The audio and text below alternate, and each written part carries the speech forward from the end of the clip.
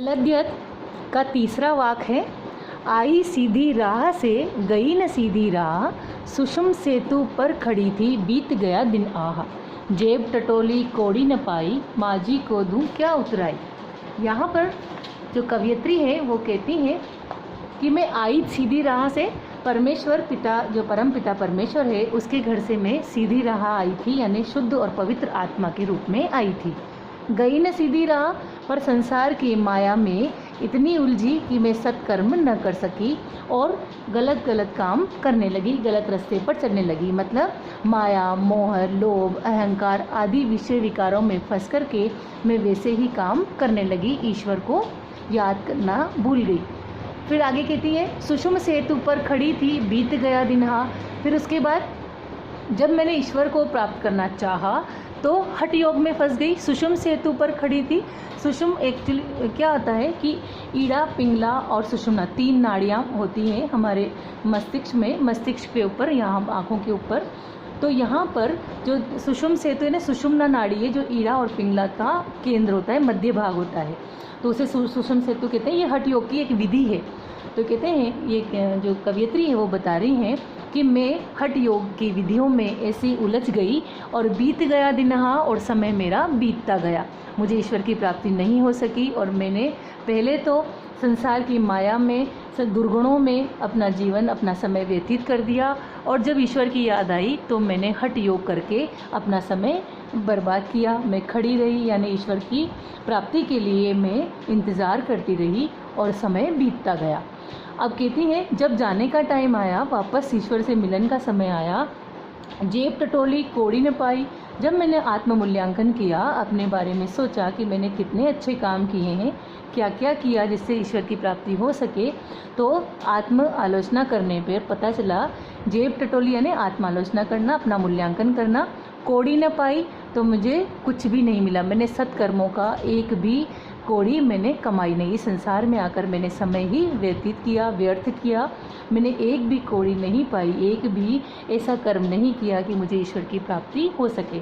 यहाँ पर जो ललद्यत कवयित्री हैं उनका पश्चाताप दिखाई दे रहा है कि वह संसार में आकर उन्होंने माया में इतनी फंसी कि उन्होंने हमेशा अपना समय बिताया, समय व्यर्थ किया और असफल रही। और फिर उसके बाद जब उन्होंने ईश्वर की याद करना चाहा तब वह हठ योग में इस प्रकार की जो कठोर तपस्या हैं उसमें फंस गई, और फिर भी उन्होंने समय व्यर्थ किया और ईश्वर की प्राप्ति नहीं हो सकी।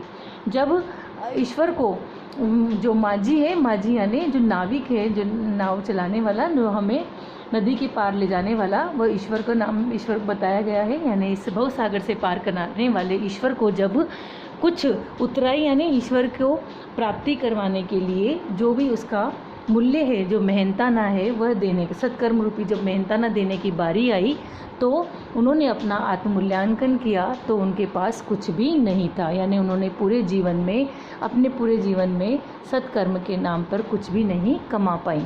ऐसा पश्चाताप कर रही हैं ललद्यत कवयित्री कि जब ईश्वर को उसका भवसागर से पार ले जाने का जो मेहनताना देने की बात आई तो उनके पास, जब आत्म मूल्यांकन किया तो उनके पास उनको देने के लिए कुछ नहीं था।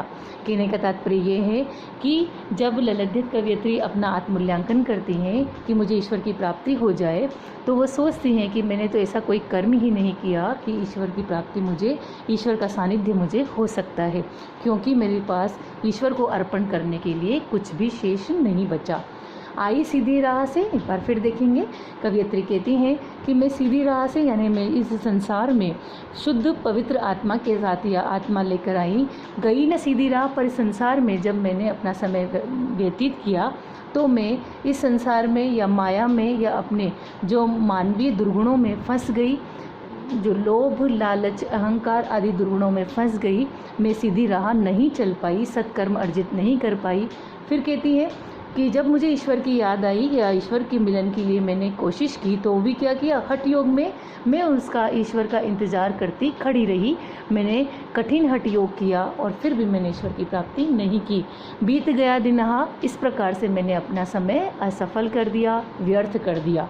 फिर कहती हैं कि जब ईश्वर को प्राप्ति के लिए मैंने सोचा कि ईश्वर मुझे प्राप्त हो जाए तो मैंने अपना आत्मचिंतन किया, जब हमने मूल्यांकन किया तो मेरी जेब में यानी कि मेरे खाते में कुछ भी नहीं था। सत्कर्म रूपी कोई भी कौड़ी या कोई भी पैसा मैंने नहीं कमाया था।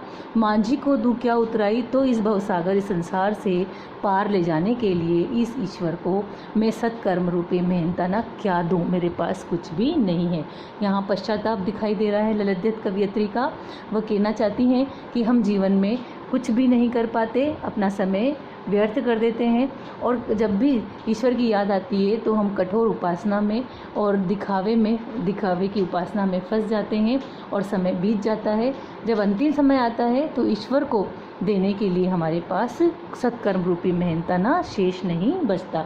इसलिए इस संसार में आने के बाद हमें सत्कर्म का जो पैसा है, धन है, कौड़ी है, वह कमाना चाहिए। सत्कर्म ही हमें भवसागर से पार ले जा सकते हैं।